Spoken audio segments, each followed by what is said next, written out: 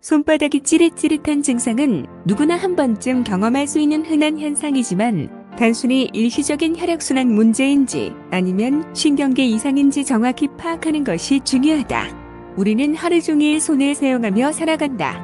키보드를 치고 스마트폰을 들여다보고 운전대를 잡고 심지어 자는 동안에도 손을 움켜쥐거나 베개 밑에 두곤 한다. 그런데 어느 날 손바닥이 찌릿찌릿하고 저린 느낌이 지속된다면 무심코 넘길 수 없는 신호일지도 모른다. 이 증상의 원인은 크게 세 가지로 나뉜다. 첫째, 혈액순환 문제.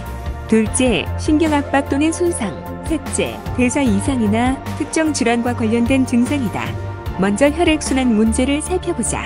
팔을 책상 위에 오래 두거나 무거운 가방을 한쪽으로 메고 다니거나 팔짱을 끼고 있으면 혈류가 원활하지 않아 손바닥이 저릴 수 있다. 이런 경우 일어나서 가볍게 손목과 손가락을 흔들어 주거나 손을 높이 들어 올려주면 증상이 금방 사라진다. 하지만 이보다 더 심한 경우라면 혈관이 좁아지거나 막혀서 말초혈관 질환이 진행되고 있을 가능성도 있다. 만약 손끝이 차가우면서도 저리고 한겨울에도 손발이 유난히 차갑다면 말초혈관 문제를 의심해봐야 한다. 두 번째 원인은 신경압박과 관련된 문제다. 현대인에게 가장 흔한 원인은 바로 손목 터널 증후군이다. 손목을 지나가는 정중신경이 압박을 받으면 손바닥이 저리고 찌릿찌릿한 느낌이 들 수 있다.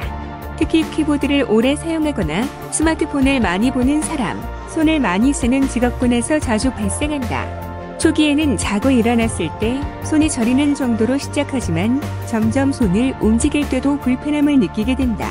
손목 터널 증후군이 진행되면 물건을 잡는 힘이 약해지고 손가락 끝 감각이 둔해지는 등 일상생활에서 불편함이 커질 수 있다. 이럴 때는 손목 스트레칭을 자주 해주고 손목 보호대를 착용하는 것이 도움이 된다. 목 디스크 역시 손바닥 저림의 주요 원인 중 하나다. 목에서 나온 신경이 어깨와 팔, 손을 지나 손끝까지 연결되는데 만약 목뼈 사이에 디스크가 돌출되거나 신경이 눌리면 손바닥이 저리는 증상이 나타날 수 있다. 주로 한쪽 손만 저리고 함께 목이나 어깨 통증이 느껴진다면 목 디스크 가능성이 높다. 특히 장시간 앉아서 일하는 사람, 스마트폰을 자주 사용하는 사람에게 흔하다. 거북목 증후군이 있다면 목을 자주 스트레칭하고 높은 베개를 피하며 자세를 교정하는 것이 중요하다. 손바닥이 저리는 또 다른 신경 문제는 척골 신경포착 증후군이다. 팔꿈치 안쪽을 세게 부딪혔을 때 손이 찌릿한 경험이 있을 것이다. 이는 척골 신경이 압박받았기 때문이다. 척골 신경이 눌리면 새끼손가락과 약지가 저리는 증상이 나타나는데 책상에 팔꿈치를 자주 기대거나 팔을 구부린 채 오래 있으면 악화될 수 있다. 따라서 팔꿈치를 보호하고 오랜 시간 같은 자세를 피하는 것이 필요하다. 세 번째로 손바닥이 저리는 원인 중 하나는 대사 이상이나 특정 질환이다. 대표적인 예가 당뇨병이다.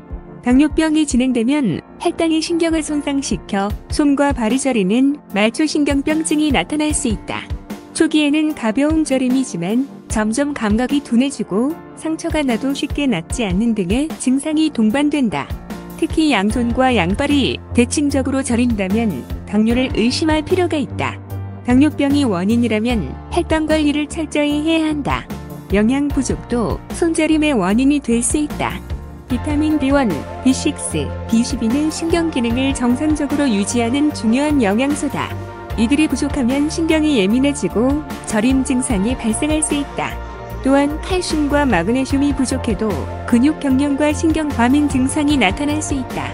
만약 채식을 오래 했거나 식사가 불규칙하거나 다이어트를 심하게 했다면 비타민과 미네랄 보충이 필요하다. 스트레스와 과도한 피로도 신경을 예민하게 만들어 손바닥 저림을 유발할 수 있다.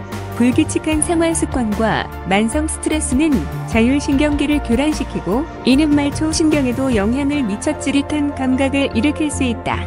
스트레스를 줄이고 충분한 휴식과 수면을 취하는 것이 중요하다. 손바닥이 찌릿찌릿한 증상이 일시적이고 가벼운 경우라면 간단한 스트레칭과 휴식으로 개선될 수 있다. 하지만 지속적으로 저리거나 점점 심해진다면 신경과나 정형외과를 방문해 정확한 진단을 받아보는 것이 좋다. 특히 한쪽 손만 저리거나 손저림과 함께 근력 저하, 감각 저하가 동반된다면 병원 진료가 필수적이다.